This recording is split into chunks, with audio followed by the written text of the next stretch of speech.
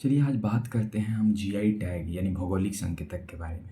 भारत में भौगोलिक संकेतक की अगर हम बात करें तो geographical indication of goods registration and protection act 1999 के तहत इसको दिया जाता है।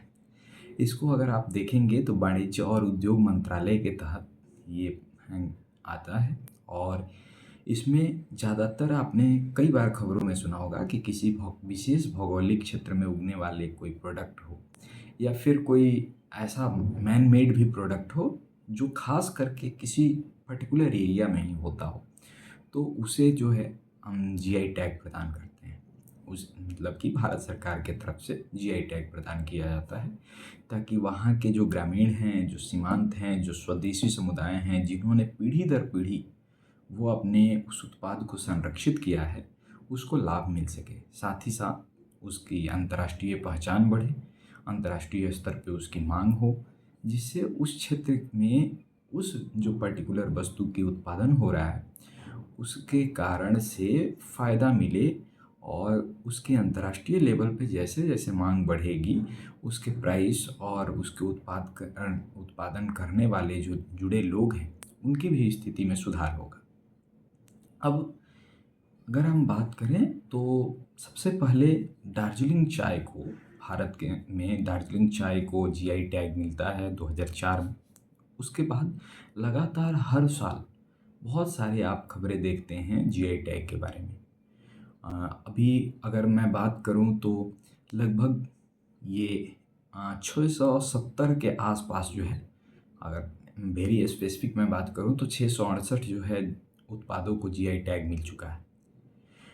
और हर साल किसी विशेष प्रोडक्ट को, जैसे इस पे यूपीएससी ने क्वेश्चन भी पूछा है जब गुच्ची मशरूम चर्चे में रही थी, क्योंकि गुच्ची मशरूम को भी जो है जीआई टैग मिला है। लेकिन आज हमारा टॉपिक है पर्टिकुलर, हम बात करेंगे बिहार में जितने जीआई टैग मिले हैं, बिहार के जितने प्रोडक्ट को जीआई टैग मिले हैं उसकी हम आज बात करेंगे। तो अगर आप देखेंगे तो बिहार में अभी तक 13 प्रोडक्ट ऐसे हैं जिसको जीआई टैग मिल चुका है, जिसमें आप देखेंगे मरचा राइस है। वेस्ट चंपारण के अंदर ये मरचा राइस होता है जो अपने विशेष खुशबू के लिए बहुत ज़्यादा प्रसिद्धि पाता है। और चूँकि इसके जो दोनों किनारे पे आप देखेंगे हल्की ये ब्लैकिश कलर होती है जो काली मिर्च की आभा प्रदान करती है, और इस कारण से इसको मरचा राइस कहा जाता है और इसको 2023 में जीआई टैग मिला। फिर उसके बाद दूसरा अगर आपको देखो तो खटुआ वर्क जो है सीतामढ़ी के अंदर है, जहाँ रंगीन कपड़े के पैच को ये छोटे छोटे टुकड़े को सील करके और एक बहुत बढ़िया जो है कलाकारी की जाती है, तो इसको भी जीआई टैग मिला है। फिर मुजफ्फरपुर की शाही लीची, गुलाबी कलर की होने वाली लीची, रसीली लीची जिसको जो अपने विशेष स्वाद के लिए जानी जाती है, इसको भी जो है बिहार में जीआई टैग मिला है। फिर उसके बाद करें तो सुजनी कला जो मुजफ्फरपुर के अंदर होती है, जो एक तरह से आप देखोगे कपड़े पे कढ़ाई से जुड़ा हुआ है, तो इसको भी जीआई टैग मिला है। यानी मुजफ्फरपुर के शाही लीची को भी और सुजनी कला दोनों को भी जीआई टैग मिला है। फिर हम बात करें मधुबनी पेंटिंग, तो मिथिला क्षेत्र में ये होने वाली पेंटिंग है जहाँ पे दीवालों पर या फिर कागज़ पे प्राकृतिक रंगों के द्वारा जो है इस पे बनाया जाता है। इसमें पूरी तरह से प्राकृतिक रंगों का उपयोग होता है। यही मिथिला ही क्षेत्र में आपको सिक्की आर्ट भी फेमस है। अब आप सोचेंगे सिक्की क्या आर्ट क्या है, यह जो है ये ग्रास से जो है आपने बहुत सारे सड़कों के किनारे बिहार में अगर आप गए होंगे पटना और उसके आसपास क्षेत्रों में, तो आपने देखा होगा कि अलग अलग जैसे ये बैठने के लिए कुछ वस्तुएं या फिर चेयर या फिर इस तरह के बर्तन को रखने के लिए कुछ ऐसी आकृति बनाई गई रहती है, कुछ प्रोडक्ट बनाए रखते हैं, तो इसको भी जीआई टैग मिला है। सबसे खास बात कि आज के पॉल्यूशन के युग में कंप्लीट ये बायोडिग्रेडेबल है। मिथिलांचल क्षेत्र में अगर आप देखेंगे तो आपको यहाँ मखाना को जो है जीआई टैग मिला है 2020 में।